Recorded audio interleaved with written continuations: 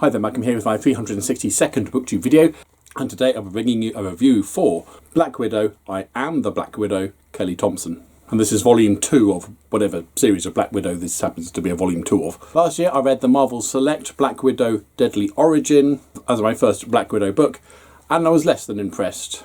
In fact, I gave it to my wife to read, and she had nothing good to say about it at all. I was in the library the other day and I spotted this. I didn't realise it was book 2. I wouldn't have picked it up had I known that, because that really annoys me, but lucky for me I did. I checked, it was written by a female author. Thought, well, got a fighting chance there then, so I thought I'd give it a try. My wife got to it first and she really liked it, and then I read it. Now straight off, this may be a book 2, and it does start mid-action, but I did get the impression that this was a self-contained story. Many stories do start mid-action. But effectively, this one features a cult headed by Big Bad, who has some vials of serum which he gives to his followers, and it will give them a random superpower.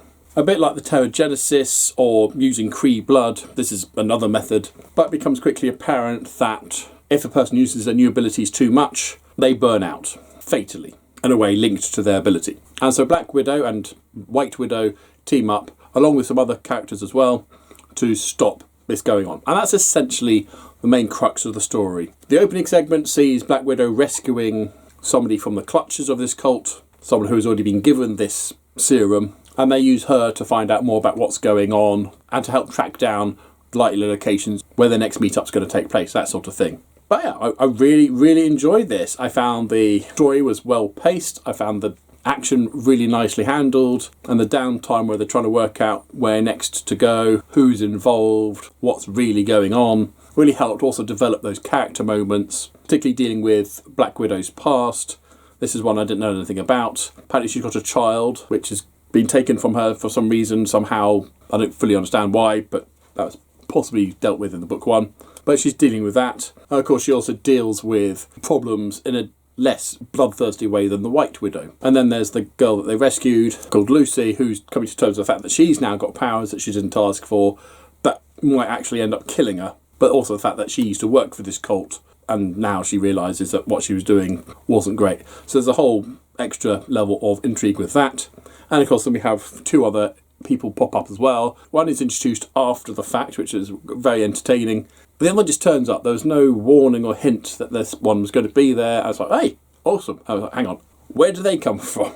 But I was really excited to see them on the page. And okay, it did leave on a bit of a cliffhanger, but like I say, this is a series, so maybe books 3, 4, I don't know how far it goes, we'll eventually get to it.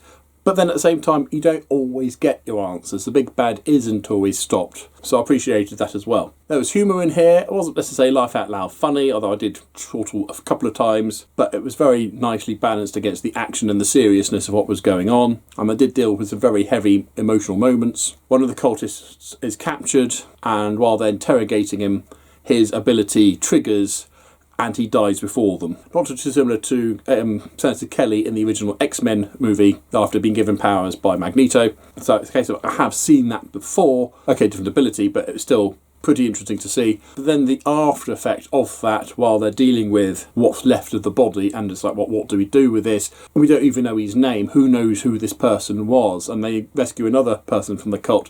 One of the first questions asked is, do you know who this guy was? We've been calling him Steve, but we don't know. At no point have they forgotten that the blob of goo on the floor was a person.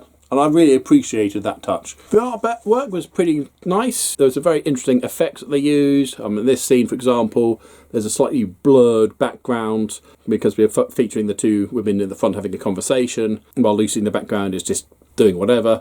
But because it's in the background, it's out of focus, it gives it that slight cinematic effect. Now at the beginning, when they're rescuing Lucy, we've got a very green effect going on there, which I thought was quite effective, particularly with Black Widow's red hair being a permanent feature. But then we also have action in a load of red, with the emphasis of the Widow's bite there in blue. Another one here where we've got characters who are talking and the focus are in full colour.